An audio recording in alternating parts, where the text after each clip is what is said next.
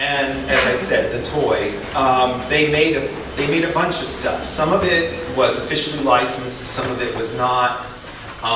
This probably wasn't. It's actually only about this big. I call it a baby mask, but you would not want to clamp it onto the head of your child because there are no air holes of any kind. So what you were supposed to do with it, I don't know. And of course it's red. Why is it red?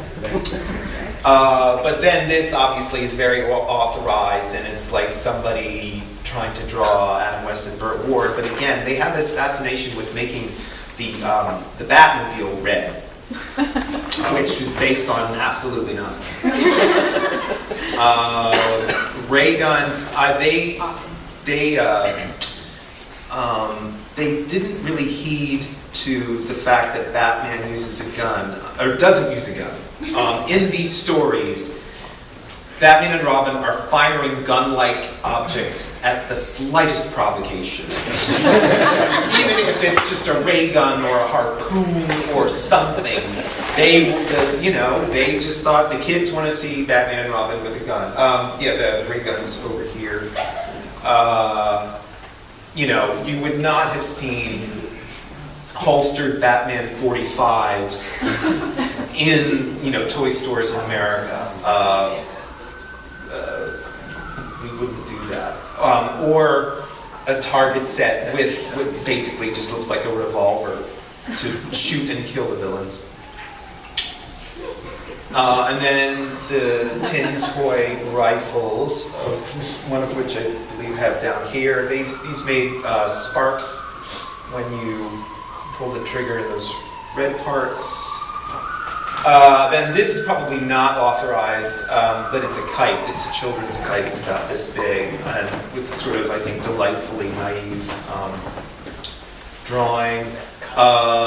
Their tin toys are great. There's a couple of them over here, but not this one. But most of these are really, really rare, with only a few examples known to exist and survive. Batplane.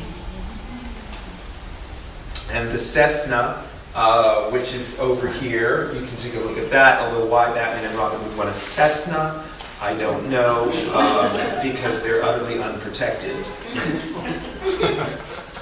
And ditto this, but it is pretty great. It's big. It's like this big. Batman in his little roadster. And this is one of my favorite toys, just because it's so, it's beautiful, but it's so ridiculous. It's your official Japanese Batman gas pump for the Batmobile, which again is red, and it's so great that they spent so much more time and energy and passion on the packaging than on the gas pump itself. And then of course there is, this precedes, Frank Miller's The Dark Knight by 15, 20 years, and it certainly precedes the Tumblr and the new Dark Knight movies. But way back when, the Japanese knew that Batman should have a tank and with big old guns on it, and look out. This one isn't mine. This one's Saul's. Mine does not have the two guns on it. Again, it's very, very hard to find this stuff. This is one of the very few original Japanese Joker images that we were able to find, and it is on a pack of Batman playing cards. And Kawada, I don't know if Kawada's the artist on this. I kind of doubt it, but he was very sort of selective in the villains that he used. He created a lot of them himself. The main villain that he used from the American comics was Clayface, because Clayface could then become all these different kinds of animals. Kawada loved to draw animals, and you will see them a lot in the stories, and he loved to draw dinosaurs, and we'll talk about that. in a sec. This is an ad that Saul sent me.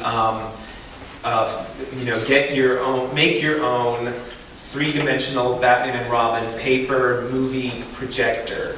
So you can see it there, and it came with the issue of the comic, which is pretty amazing. Now, Saul had one of these, which we shot for the book, and then he got his hands on another one and sold it to me.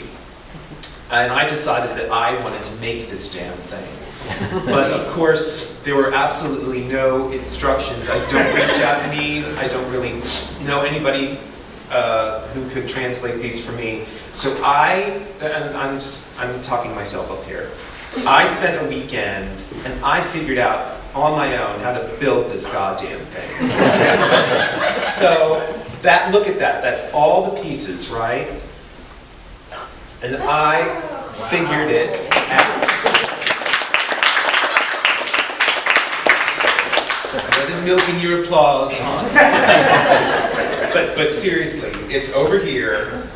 You should take a look at this thing. It is so beautiful. And you know, there's with us toy geeks, especially paper toy geeks, there's a real quandary of like, I should keep it flat and pristine until the unlikely event that I find another one.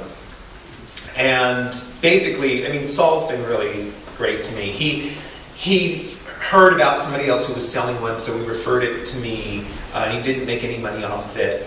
But I decided I'm just going to go for broke and try and make it myself, because I just enjoy it more as a three-dimensional object, although it's probably worth less money now. That's the other. One time, buddy. And so there was like a light that's in it, and there are these film strips. Like, it could never ever work. You get these 3D film strips that go through the back. That's what those things are supposed to. Spindles are supposed to do. It's just really nuts. And then there was an ad for build your own Batman and Robin Batmobile, which of course is red. And there is that, and I think that's over there, that's down there too. It's really cool. And it's really charming. There was some kinds of this stuff in the US, but it didn't have, to me, the same kind of flair and charm. And then the splash pages, I think, are just phenomenal. You know, this is to me a classic 60s Batman drawing as anything that was created in the US at the time, and it would have otherwise just been completely lost had we not published this book. And then on each of the splash pages you would get this symbol. This was to assure you that it was an official Batman Japanese licensed thing, so that these were all real. You probably can't read it, but it's copyright MPP 1966, National Periodical Publications, as DC Comics was known at the time. And again, there's another one of these splash pages, which are just phenomenal.